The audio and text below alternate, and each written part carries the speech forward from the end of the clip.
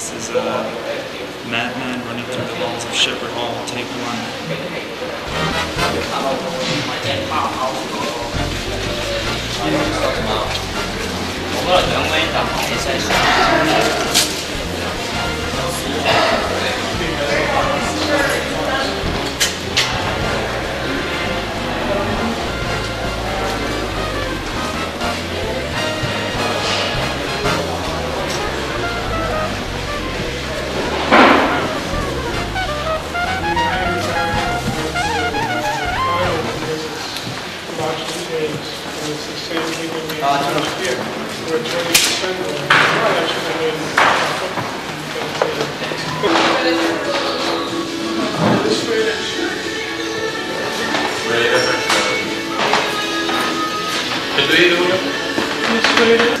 Rather, I don't know what the word for it. It's not a very welcoming wall. If there was a street, if there was a stair crossing this wall, and actually ascending along this wall, so you could actually sit on this wall, on the stair treads, that might be a more appropriate place for this stair to be. It would welcome people more into this courtyard. And then you have to decide, is this courtyard going to be for, and then that allows you to make the choice. Is the courtyard going to be for the community center, in which case the stair doesn't become a moat between the community center and the courtyard, or is it going to be for the housing, in which case some of the social functions appropriate to the housing, the laundry, and everything else. What do you want? I want you to put my picture with those guys, right? So use the picture that you are taking now and scan it, right? Scan it and put it over there, right? Okay. So I want to see this tape, by the way, okay? You give it to me back. Hi, Mom. Louis. Hello? Yes. Who's it Hey, called? what's up? Yeah. Yeah. I want to see this, huh? You'll see it. You'll see it later, buddy. Yeah, and okay, one more time, listen. What time did you say? It's 1 o'clock Saturday, right? 1 o'clock, right? So I'll see you there 1 o'clock, right? Bye.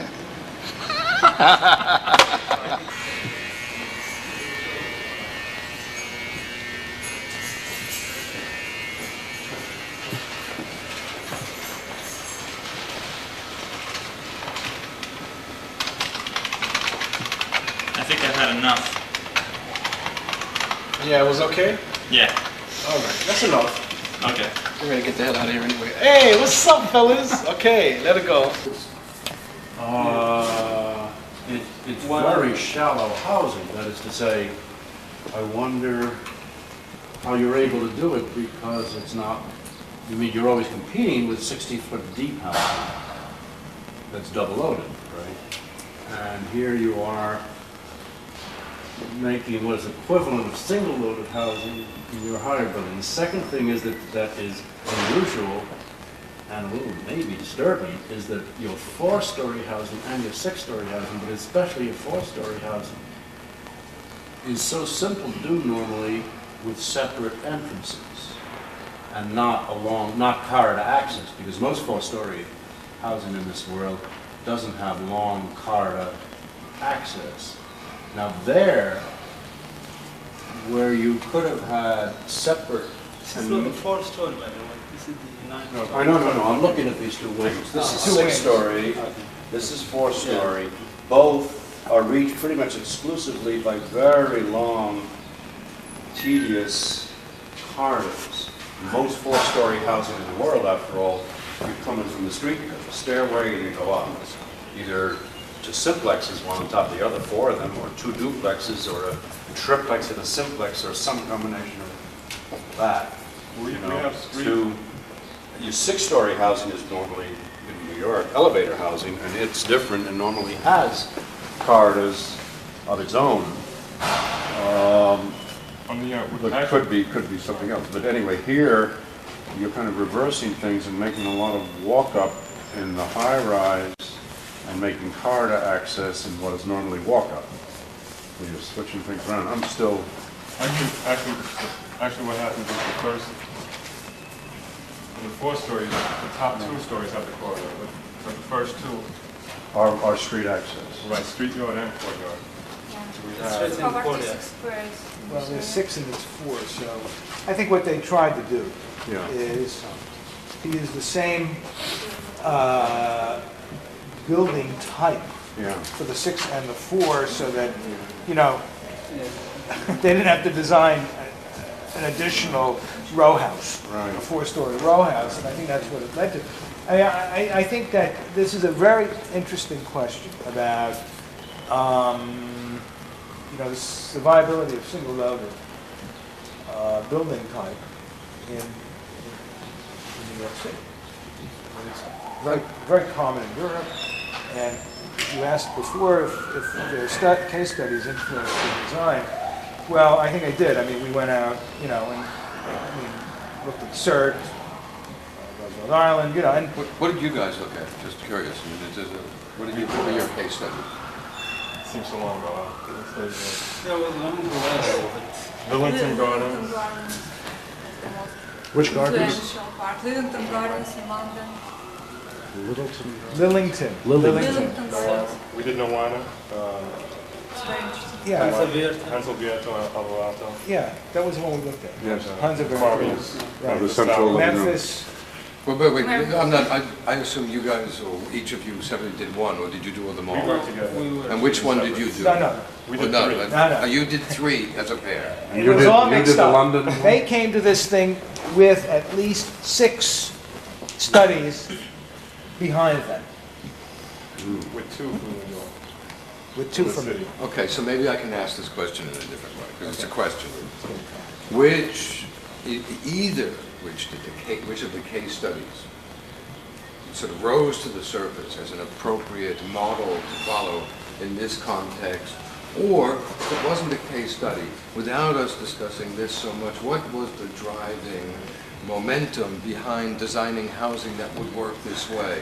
In other words, in terms of Jim Rosan's question, where street access off the street, entry housing we call it, is one type of thing. It creates a certain kind of pattern.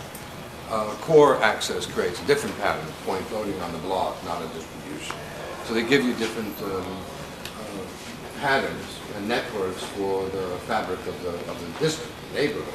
Then within it, you get what it gives back in terms of independence or sense of community or how many units per floor or any number of other things, which I think do come back from the case studies. In other words, the skip stop is, and it's really the first question I sort of have, is to me the value of the skip stop was always that low and high rise could share the efficiency of an elevator, and almost everyone could find on one floor or another, either the upper or the lower floor, direct elevator access for handicap, for moving heavy goods, and so on. There were some real advantages to it for that reason. So rather than stop on every floor, you have a skip stop with duplexes. But when you have duplexes and simplexes, maybe you stop every floor. And I'm just trying to get a sense on each of these. I hear what you're telling us, and I guess what I'm trying to do is find the motivation to have gone after that pattern, so that I get really the core of what your objective was. You know, and I'll make that one last comment, because I look at the elevation on Washington Street, and I see the colonnade. And there's a scale to this, which I find, I don't know, the scale is not so dissimilar to the one sought after in Battery Park City.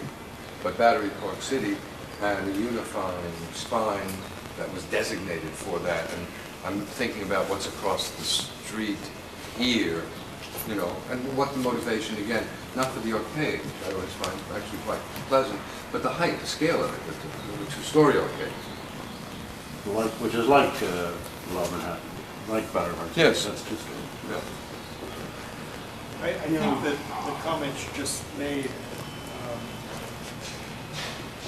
I find it disturbing that no one likes to bother to draw on the building next door, but you really ought to be taking your hints from the building next door. And I think you probably have a very good case for this double height arcade, because that's sort of typical of the scale of many of the buildings, the bigger buildings. But you can't make your case unless you show the building next door and how you're your double height arcade is matching up with the ground floor, the double height ground floor, or the industrial scale ground floor of that building. You can't make the cornice height argument effectively unless you draw in the building next door and show how the top of your building is picking up some of the clues from its neighbors. My sense is that you've hit on a pretty good scale, but I wish you would prove it in your presentation. Which is a really good comment, because that's what it will come down to at some point, outside of a venue like this.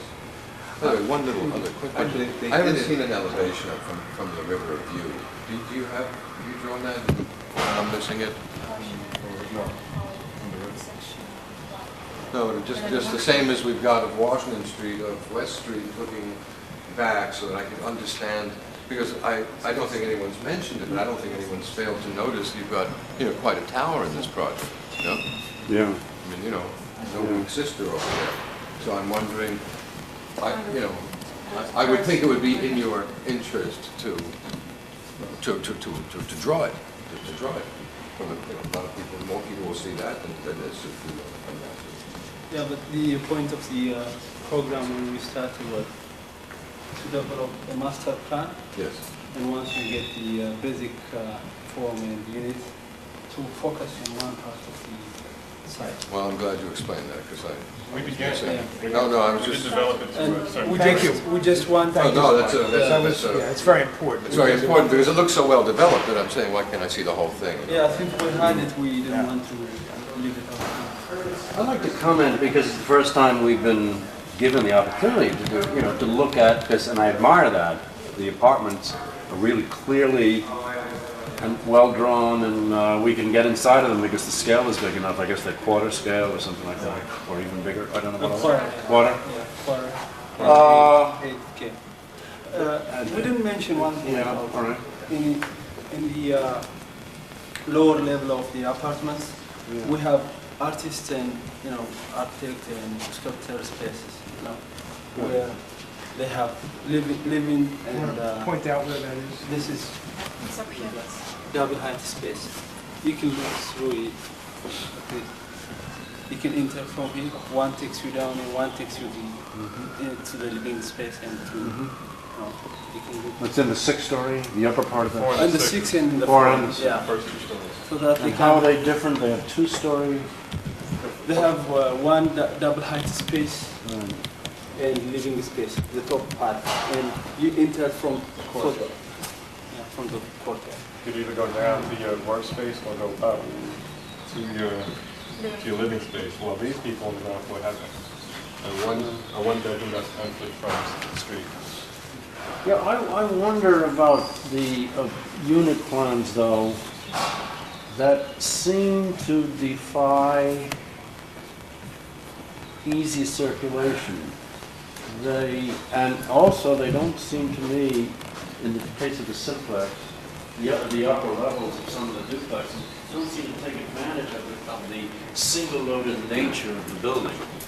That is, it would be nice to feel the through nature of the building by seeing through it, but by having even a single room stretching from one side, maybe with a dining room, kitchen area, to the other side with a living room area, and I don't see that happening too often. Actually, Or maybe it does. We had this to connect the living room and the. Right, but you do seem to make it kind of a run around the living rooms in general in order to get to the. In the 2-bedroom, exactly. You seem to have to go through the living room, which is not that big, and therefore might become a bit of a part of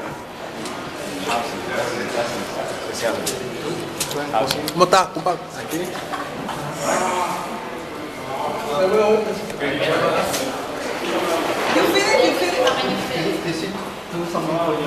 No. That's the point. That's why I'm stuck. Hey, it's okay. Go further back. Yeah, that's fine.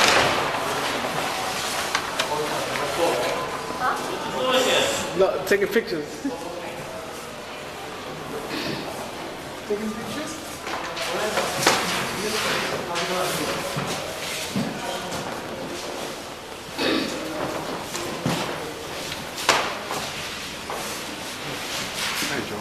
Hi, I was getting a little preview of this.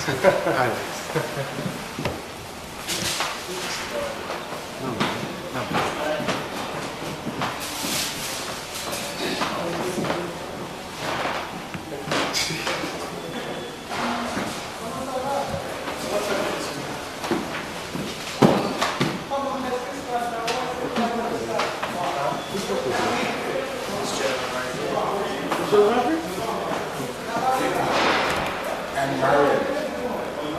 It's a group project.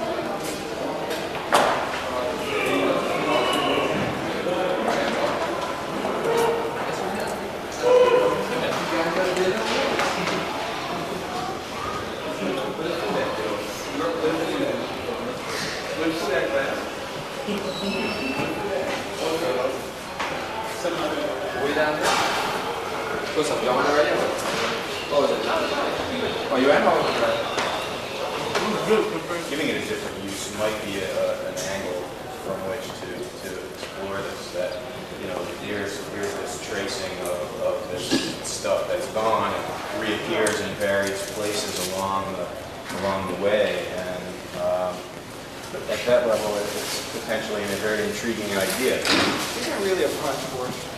I mean, as opposed to a courtyard space, a real layer of private space that separates you. So it isn't really akin to a kind of New Orleans, wrought iron porch, or a suburban river, or Davis Brody's housing down the Harlem River, or whatever. River Bend, where it's really a front porch. Yeah, it's semi-private, but it's a semi-private area that filters from the street. Yeah, I mean, it's not really something spatial. It's very public. The apartments have front porches and there's little balcony entrances. In the front, they are as much as 9 feet in the public access. The main access to the apartments, they're 9 feet deep, which gives you plenty of room for little potting, little planters and stuff like that. And yes, the 22-foot porch is a front porch, but it's in terms of suburban setting, it's more like the front yard. Where, like I was explaining, there's that point where when someone crosses a certain line on your yard, that all of a sudden they start encroaching a little bit. They can like run as much as they want on that first 12 feet from the sidewalk, but once they cross that, then you start wondering who they are. So that push is more like this undefined zone that is in between front porch and street. Yeah, it's very defined, and I think that if you look at this little thing there, that it really begs the question: well, why really didn't you continue that to there, and why doesn't somehow the space of this like reappear back there, and why isn't this like a filter from the street, but also a filter the other way spatially? The frame, the language of the frame, I guess, is a big question for me. Why a frame? Why a completely rational frame like Casa del Fascio? I don't quite understand it in relation to the context or the city, or really what you're trying to do. Well, I think one of the causes of working in a group for the first time, I think we come up against egos often, and it was a whole new experience for us. And still trying to remain friends and not be at each other's throats for presentation. I think simplicity lent itself to feasible solutions that we could all agree on. And yes, there are many things which weren't developed, and many ways which were investigated but the paths not followed. But the one thing that I can say is that every decision on this project was a group effort, and none of the three of us can say, I did this. This was my design. This was my decision. And we may be lacking a certain development and a certain extenuation of this approach and the continuation of it to the third block. But I can say, and I'm happy that I can say, that everything in this project was the three of us. And it wasn't just, well, I did this, and Julio did that, and Prada did this. Guys, did the other thing. it's a great explanation. It goes right Yeah, I to the wasn't very asking for soul. an apology. No. I I just wanted to get that in. I just wanted to get that in, but I'm on one also. But I want you guys to look at this.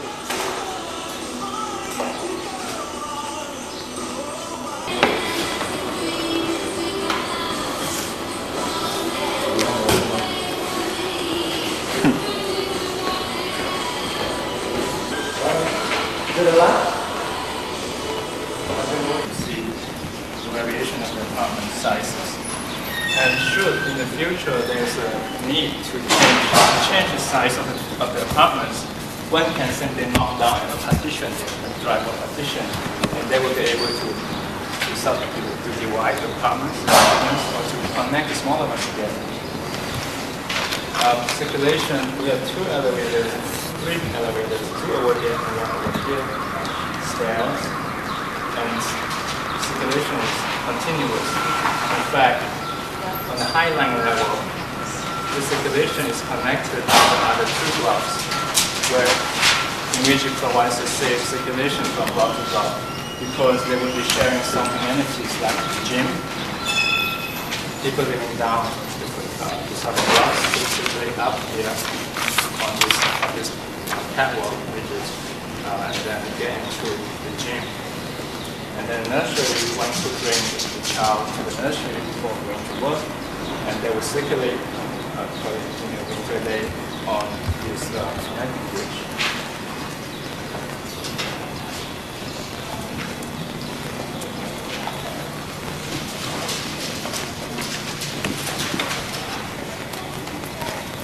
This is just doing this. This is a slab. On the model, we try to simulate the actual brick color that we are going to use. We have kind of a reddish on the discs. On every disc is like track, and on every soft side we have two gray brick.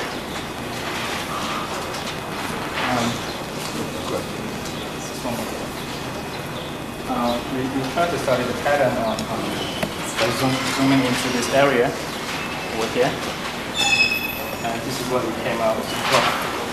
And it's pretty much a conventional brick and concrete block situation with concrete slab. Sliding aluminum windows that opens sideways, and sliding doors for the balconies.